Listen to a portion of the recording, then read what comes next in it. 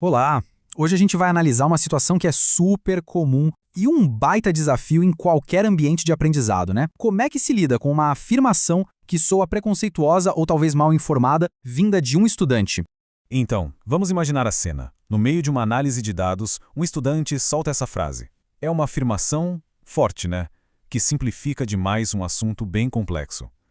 A reação mais imediata seria o quê? Corrigir, claro. Mas e se existir um caminho melhor? E aqui está o grande dilema para qualquer pessoa que educa. O objetivo não é só apontar o erro, mas sim transformar aquele momento numa oportunidade de verdade, de aprendizado, sem criar um constrangimento, sem gerar um bloqueio. E para encarar esse desafio, existe uma solução. É uma estratégia bem interessante chamada escada de problematização. Uma abordagem que, muda completamente o jogo, a dinâmica da conversa. A ideia por trás disso é simplesmente genial. Em vez de dar a resposta pronta, o educador vira uma espécie de mediador que guia o grupo todo numa jornada de descoberta. Aquela frase polêmica do estudante vira a própria matéria-prima da investigação. Então vamos lá, vamos subir essa escada juntos, degrau por degrau. São 5 passos que vão construindo pouco a pouco um raciocínio muito mais complexo e crítico. O primeiro passo é fundamental, e talvez seja o que soa mais estranho no começo. A ideia é abrir a porta para a discussão, em vez de fechar com uma correção logo de cara. Essa frase simples é a chave de tudo. Ela não diz você está certo e nem você está errado. Ela basicamente diz, essa sua ideia é interessante o suficiente para a gente investigar. O ponto central aqui é manter o estudante na conversa, no jogo. Se a primeira resposta for de crítica, de censura, a chance de aprender algo se perde ali mesmo. Acolher a fala mantém a pessoa aberta e querendo participar. Agora sim, vamos para o segundo degrau. Aqui, a gente começa a tensionar um pouquinho a conversa.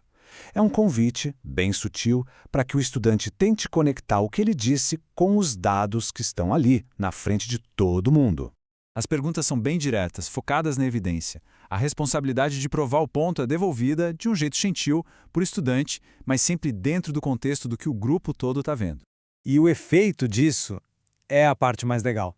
Não é o professor que aponta o erro. É o próprio estudante que, quando vai procurar tal evidência, começa a perceber que, tem um buraco aqui no meu raciocínio. Com a afirmação inicial já meio abalada, o terceiro passo serve para expandir o olhar. A conversa muda do o que está aqui para o que será que não está aqui. Essa pergunta é um ponto de virada muito poderoso. Ela convida a turma toda a pensar de um jeito mais complexo, a começar a considerar as variáveis que estão invisíveis naquele dado inicial. Visualmente, é como se todo mundo estivesse olhando para este gráfico. A diferença entre as barras é óbvia, mas a explicação para essa diferença não está escrita ali. A resposta está fora do gráfico. E é nesse momento que a mágica acontece. A própria turma começa a levantar outras possibilidades. E o trabalho doméstico, que não é pago. E a jornada dupla. E os tipos de profissão. A complexidade da vida real começa a aparecer. O quarto degrau, então, tira a discussão do campo abstrato, dos números, e traz para a experiência de vida dos estudantes. A pergunta agora se torna pessoal, mas de um jeito coletivo. Ela conecta o macro, que são os dados de desigualdade, com o micro, que é a realidade dentro de casa. Isso torna o fenômeno muito mais palpável. E aí, a chave vira.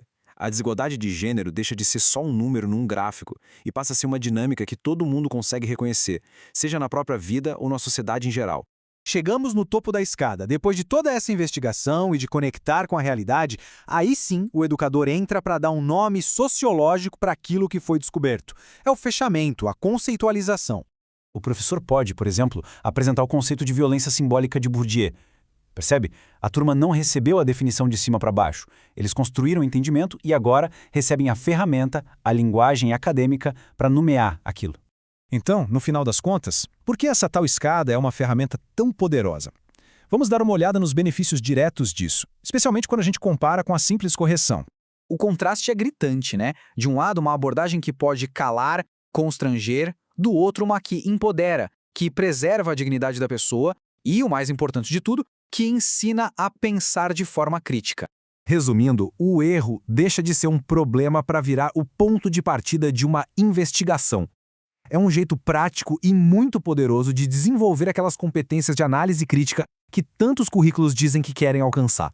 E assim, a jornada que começou com uma frase tão simplista termina com uma pergunta muito, mas muito profunda. A conversa saiu da certeza fácil e mergulhou na complexidade da investigação social. E essa, talvez, seja a maior de todas as lições.